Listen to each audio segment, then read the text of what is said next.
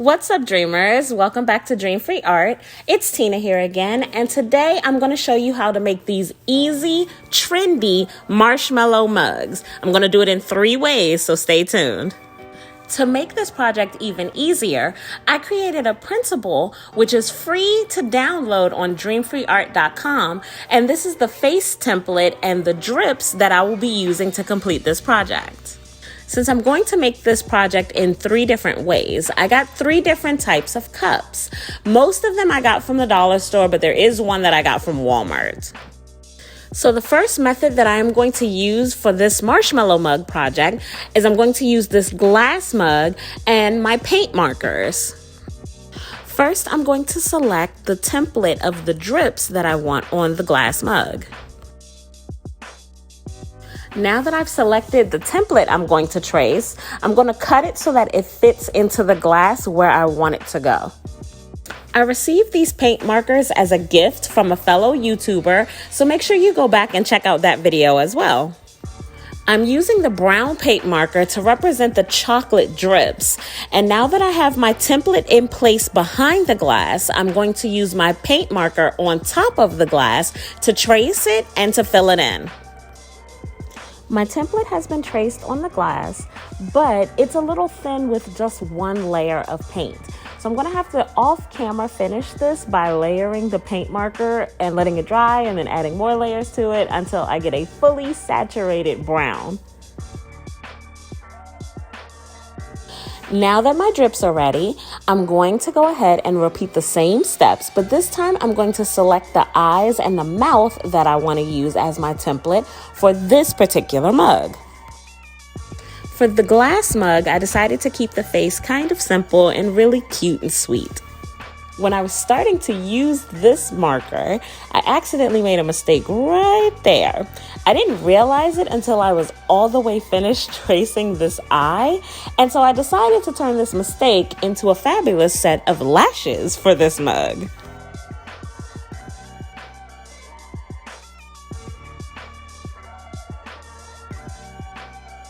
Hey, being creative means improvising a lot. Honestly, I like it better with the lashes. And to finish up this mug, I'm going to repeat this step one more time by tracing the mouth onto the glass.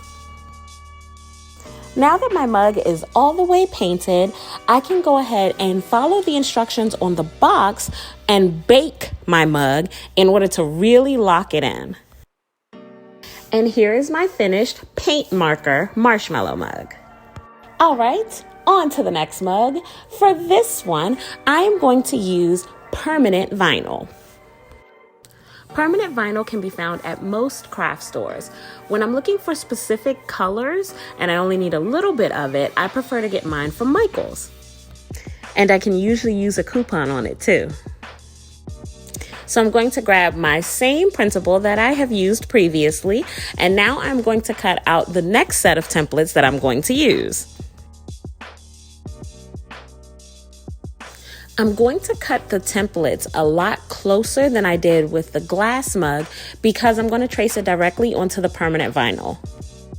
Now that I've selected the template that I'm going to use, I'm going to trace it onto my permanent vinyl. So first I'm going to turn the permanent vinyl over and then using a pencil lightly trace along the drips and the facial features.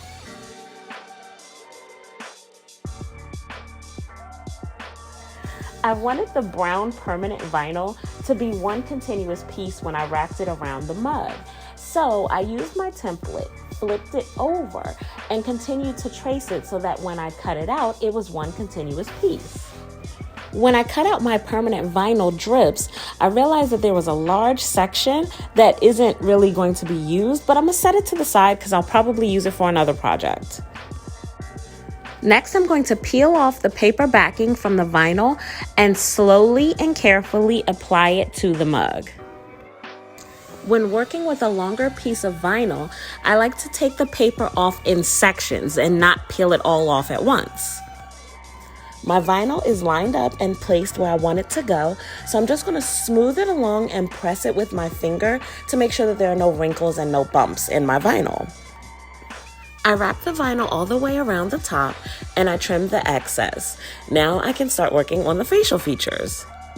And again, I'm just gonna repeat the same process that I just did with the drips. I'm gonna trace it out, I'm gonna cut it out, and I'm gonna firmly press it onto my mug.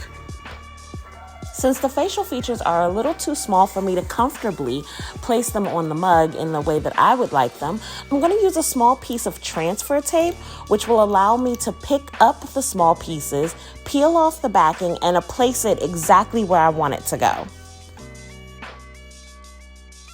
I'm going to press the vinyl firmly against the mug and then slowly and carefully remove my transfer tape.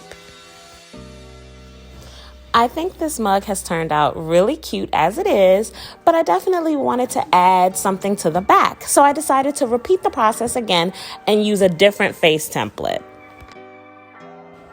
And now my permanent vinyl marshmallow mug is complete and it's two-sided. This one is kind of sassy, kind of sweet, and I absolutely loved how this one turned out as well. And for my final marshmallow mug, I'm going to use Sharpies. I'm using the same template that I just used with the permanent vinyl because it's cut really close, and I'm tracing it with my Sharpies and I'm going to fill it in.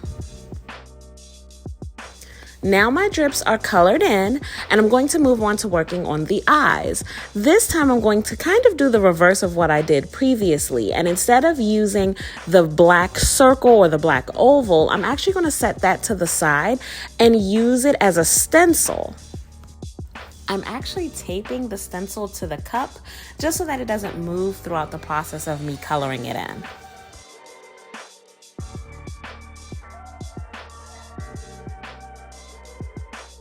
Sharpies usually dry pretty quickly, but I gave it just a few moments just so that it can fully dry before removing my stencil. My mug is kind of looking a little bit like a ghost, so I had to make sure that I picked a really cute mouth and added the little rosy cheek details to it as well. And now my Sharpie marshmallow mug is completed. Here are all three of the finished easy DIY marshmallow mugs. Each DIY mug turned out really cute. It didn't require me to use anything complicated like my Cricut machine or anything like that, and I made everything by hand. This project was really easy to make, and by using the templates that is again available at dreamfreeart.com for download, made it even easier to use. Thank you so much for watching, Dreamers. Don't forget to like and subscribe, and to get your free printable from dreamfreeart.com, and leave a comment down below if you would like to see any more projects like this one. Until next time, Dreamers, bye.